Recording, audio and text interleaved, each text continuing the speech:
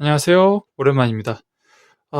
리뷰를 하려면 할 수 있는 게 좀 있습니다. 뭐 예를 들어서 14500 손전등 중에서 최강이 누가 될 것인가 라던가, 조사거리는 1.7km인데 실제로는 시야가 닿지 않는 멍청한 조명에 대한 이야기라던가, 아니면 제가 실제로 쓰는 EDC 라이트에 대한 이야기라던가, 1km 넘게 닿는 콤보이 라이트에 대한 이야기라던가, 작정하고 모라를 제끼려고 넣은 듯한 중국제 나이프에 대한 이야기라던가, 아니면 제가 마지막 안식초로 삼은 칼에 대한 이야기라던가.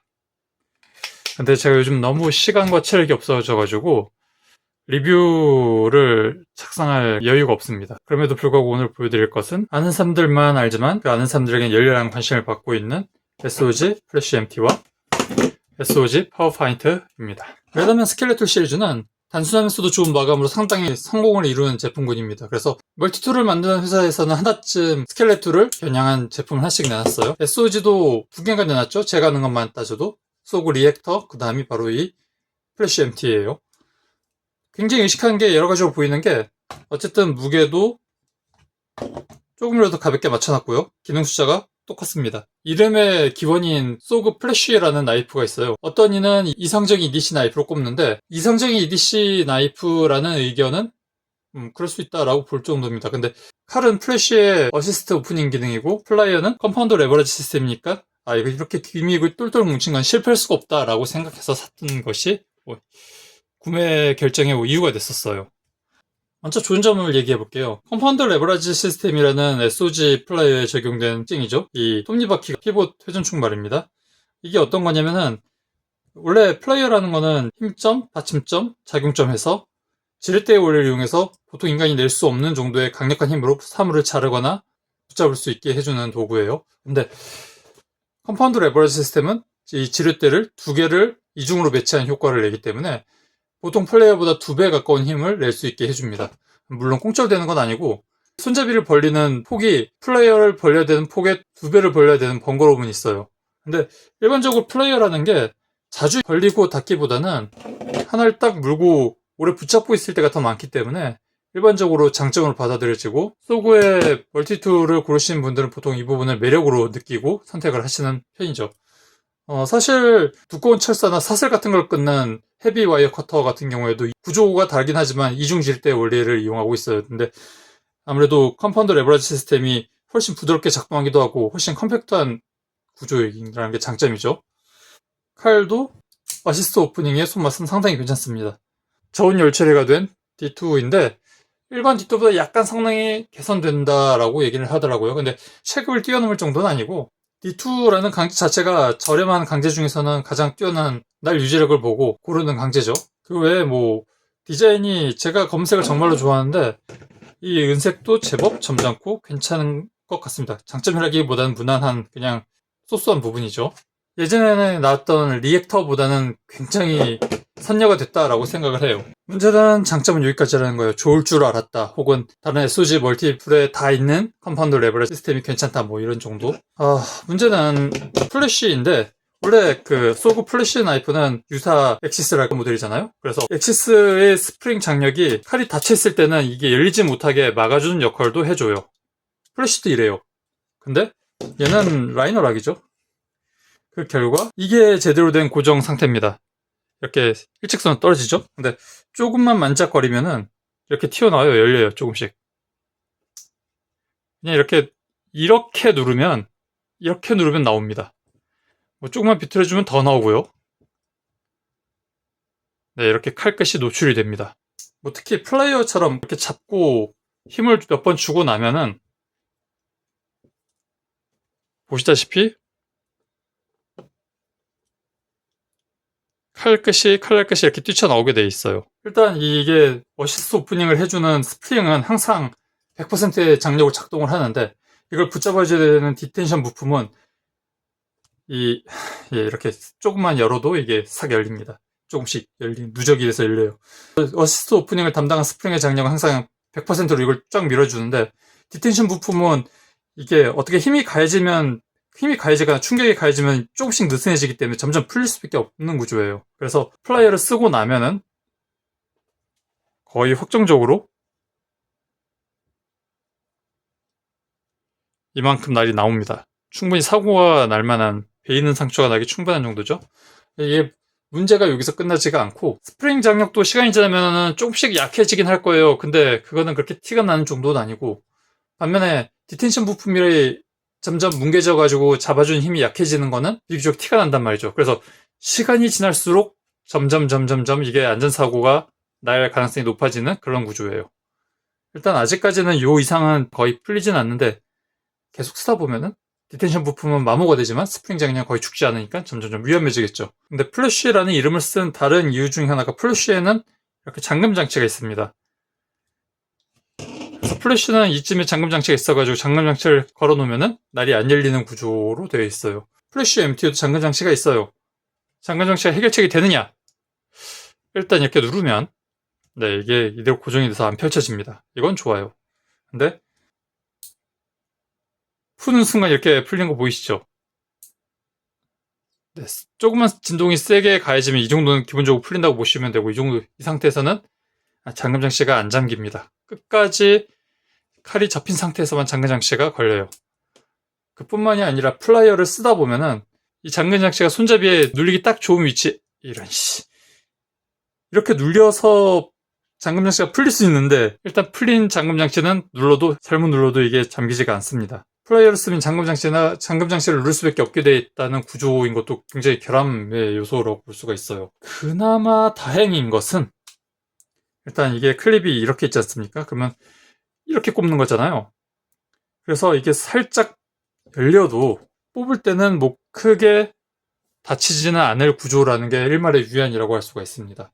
그 외의 단점을 꼽자면은, 이게 감히 스켈레톤의 야성을 넘볼 수 없는 이유니, 드라이버 비트의 숫자에서부터 밀리거니와 스켈레톤은 바로 돌려서 쓸 수가 있지 않습니까? 근데 되게 복잡해요. 성가셔요, 꺼내 쓰기가. 플래쉬 MT의 드라이버는. 그래서 조립까지 끝마쳐야지 쓸 수가 있습니다. 십자일자 딱 2가지 뿐인데도 불구하고 말이죠. 그리고 꺼내고 놓는 것도 정말 성가셔요. 그리고 또 다른 문제점, 이름이 일단 플래쉬인 만큼 플래쉬의 그립을 많이 흉내를 냈어요. 딱 이 부분, 배불뚝이고 허리가 집게손가락 부분이 오목하게 들어가는 부분. 사실 그립이란 부분이 주관적인 부분이긴 한데, 어쨌든 플래쉬의 그립을 따라 했는데 잡으면은 안 편합니다.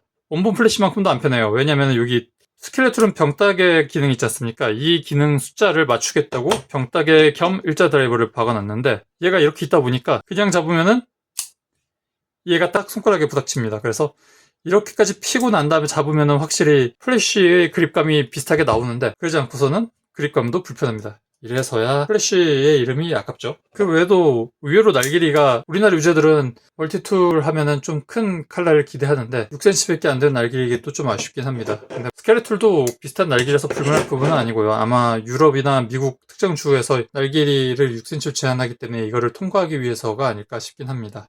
그 결과 빠르게 전개할 수 있는 게 장점이라서 플래쉬라는 이름이 붙어있는 원본 칼과 달리, 얘는 잠금 장치를 안 하면 너무 위험하고, 잠금 장치를 핀 다음에 칼날을 펼치면은 어시스트 오프닝이 전혀 빠르지가 않죠. 이럴 바에 그냥 어시스트 오프닝을 빼주는 게 훨씬 빠르게 전개가 되지 않겠습니까? 너무 안전에 대한 위험성이 커서 방출할 예정입니다. 이건 제가 안 쓰고. 근데 이런 위험물을 그나마 익숙하게 다룰 수 있는, 별일 없이 다룰 수 있는, 사고가 안 나고 다룰 수 있는 게 1순위가 전데, 누구한테 이걸 줘야 될지 참. 저는 이미 이거에 대한 매력을 상실했어요. 날이 그렇게 긴 것도 아니고, 절대적으로 장점이 있는 것도 아니고, 무엇보다도 안전에 결함이 있다 보니까. 그리고 무게 대비 편의성도 썩 좋은 편이라고 얘기하기 힘듭니다. 드라이버도 스켈레톤에 비해서 훨씬 불편하죠. 물론 컴파운드 레버레지 시스템은 분명히 장점이라고 생각합니다. 매력적이죠. 플라이어도 칼도 기믹을 무장했다는 것 자체가 굉장히 매력적이긴 한데, 연구용이나 흥미용으로 하면 모를까 진지하게 실사용이나 소장용으로 구매 후보로 올릴 제품은 아니라고 생각을 해요. 정말 웬만하면 사지 마십시오. 자, 다음으로 소우 파워포인트에 대해서 얘기를 해볼게요. 원래 살 계획이 없었습니다. 칼이 너무 작고 꺼내기도 불편하고 툴이 너무 작다 해서 원래는 살 계획이 없었는데 계속 라이너 락처럼 누르게 되네요. 실제로는 락백입니다. 레더맨 웨이브에서 보조 툴들이 이런 식으로 잠기죠. 이 뒤에 있는 락을 눌러도 되지만 사실은 다른 툴을 반쯤 여는 게 훨씬 락을 열기 쉽습니다. 어쨌든 적어도 플래쉬 MT처럼 치명적인 결함이 있을 구조는 아니기 때문에 한번 써봤습니다. 일단 기능을 좀 설명을 해볼게요. 플라이어, 그 다음에 볼트 그리퍼, 소프트 와이어 커터, 그리고 안쪽에 약간 움푹 들어간 부분이 헤비 와이어 커터고요. 그리고 이 와이어 크림퍼라고 그 전선을 꼬아둔 것 같은 거를 꽉 물려주는 부분인데, 이게 보시다시피 이렇게 눌리는 자국이 있죠. 근데 안타까운 거는 플래시 MT는 적어도 이 크림퍼 부분이 거의 꽉 물리는데, 얘는 좀 틈이 많아 보이는 게 조금 아쉽습니다. 그리고 보조 툴들을 보자면은 클립 있는 쪽이 좀 툴이 둥글둥글하고 없는 쪽은 상당히 뾰족뾰족해요. 무엇보다도 이제 칼, 이거는 재질이 모든 툴이 그런 것 같은데 OCR15MV입니다. 420HC보다 한 단급 떨어지는지만 어쨌든 칼로 쓸 수 있는 그런 강제로 보시면 됩니다. 이거는 아울이라고 하는데, 이게 아마 그 가죽용 바늘일 거예요. 가죽 공예를 할 때 여기다 얇은 노끈을 묶어가지고 실든 용도로 쓰게 돼 있는데, 뭐 보통 유럽 같은 데는 뭐 몰라도 우리는 그냥 송곳이나 뭐 끌 같은 걸로밖에 쓸 데가 없는 그런 툴이죠. 그리고 주얼리 드라이버라고 안경이나 뭐 장신구용을 쓸 수 있는 일자 드라이버가 있고요. 그 다음에 벨트 커터로도 불리죠. 사고가 났을 때 안전벨트를 안전하게 끊는 용도, 착용자를 다치지 않게 하면서 3방향 줄 파일이 있고요. 한 방향, 두 방향, 세 방향. 이 클립 있는 쪽은 상대적으로 툴이 둥글둥글한 편인데, 일단 가위가 있습니다. 혹평이 많죠. 보통 가위하면 끝까지 펼치는 걸 기대하는데 여기까지밖에 안 펼쳐지거든요. 3mm 정도 못 쓰는 것 같은 손해보는 듯한 느낌이 들어요. 게다가 이 부분이 가장 힘이 많이 가해지기 때문에 자르기가 좋은 부분인데 말이죠. 그 다음에 병따개, 그 다음에 필립스 십자 드라이버, 그리고 캔 따개, 그 다음에 서레이션 나이프가 있습니다. 서레이션 나이프는 뾰족하고 위험한 도구이긴 한데 끝부분은 그래도 비교적 둥글둥글해요. 그리고 그 외에 이 부분이 각도기랍니다. 이게 아나키스트 마크가 아니라 30도를 나타내는 마크라서 이만큼 벌리면 30도. 그리고 자세히 보시면은 여기 각도가 표시되어 있죠. 자, 옆에 막대기가 이 부분을 기준으로 각도기를 하는데 사실상 효용성이 의심스럽고요. 180도 같은 거는 전혀 도움도 안 되는데, 마지막으로 자가 있죠? 클립 있는 쪽이 인치자, 없는 쪽이 센치자죠. 단점이자 장점을 말하자면은 툴이 너무 작아서 본격적인 작업엔 여러모로 무리입니다. 근데 원래 멀티툴이라는 게 빈 구멍을 메꾸는 용도이기 때문에 휴대성을 그만큼 챙길 수 있다는 건 장점이고요. 툴이 너무 잡다하다는 것도 문제로 꼽을 수 있는 부분이 아닐까 싶습니다. 근데 뭐 멀티툴이라는 게 실제로 전문적으로 쓰는 게 아니라 최대한 많은 툴이 담겨 있는 것이 또 멀티툴의 로망이 아닌가 싶어요. 그리고 크기가 작은 만큼은 휴대가 쉽고요. 120g 정도에 8cm 정도라서요. 어쨌든 컴파운드 레버리지 시스템이 있으니까 기믹 하나는 확실히 갖추고 있죠. 크기도 의외로 적당합니다. 단점은 툴들의 빠른 전기가 무리라는 점. 저만 단점인가요? 하나 꺼내면 다 딸려 나오죠. 팔 보고 살 수 있는 멀티툴은 아니에요. OCR15MV면은 거의 하한선에 가까운 강제라고 볼 수가 있어요. 가장 결정적인 흠은 끔찍한 마감이라고 할 수 있습니다. 예를 들어서 가장 충격이었던 부분은 이 서레이션 나이프 부분이라고 할 수가 있어요. 원래 칼날 안쪽이 마무리가 어려운 부분이긴 한데, 여기나 여기처럼 막 끝스러미가 그냥 눈에 보일 정도입니다. 이게 사실 제가 이걸 받자마자 끝스러미가 보여서 손톱으로 보이는 데를 딱 떼내고 긁어냈는데, 근데 이 정도예요. 뿐만이 아니라 보시면은 이렇게 버가 그대로 남아있는 게 눈에 보이는 그런 절망적인 절삭력을 보일 만한 부분이 많이 보여요. 가장 극단적인 모습을 보여주는 부분이 주얼리 드라이버입니다. 똑바르게 않고 사선으로 연마가 되어 있는, 삐딱하게 나있는 그런 마무리. 총평하자면 얘는 적어도 구제의 여지는 있습니다. 멀티툴을 경험해본 용도로는 상당히 이상적이라고 할 수 있어요. 무엇보다도 컴파운드 레버리지 시스템이라는 기믹으로 무장한 플라이어에 어쨌든 다양한 툴 가지수를 자랑을 하죠. 너무 잡다해서 문제이긴 한데, 원래 멀티툴이라는 게 빈 구멍을 메꾸는 용도가 아닙니까? 그리고 사이즈가 작기 때문에 항상 휴대할 수 있으니까 활약할 여지가 있어요. 그래서 멀티툴을 쓸 사람은 확실히 쓸 수 있는 그런 툴, 반면에 쓸 수 있는 환경이 아닌 사람은 항상 들고 다녀도 쓰지 않기 때문에 멀티툴이 자신한테 필요 없다는 걸 절실하게 깨달을 수 있는 그런 툴이라고 볼 수가 있죠. 마감을 자기가 직접 해야 할 수도 있다는 점만 각오할 수 있다면 상당히 무난한 선택이라고 할 수 있겠습니다. 자, 그럼 참고가 되시길 바랍니다.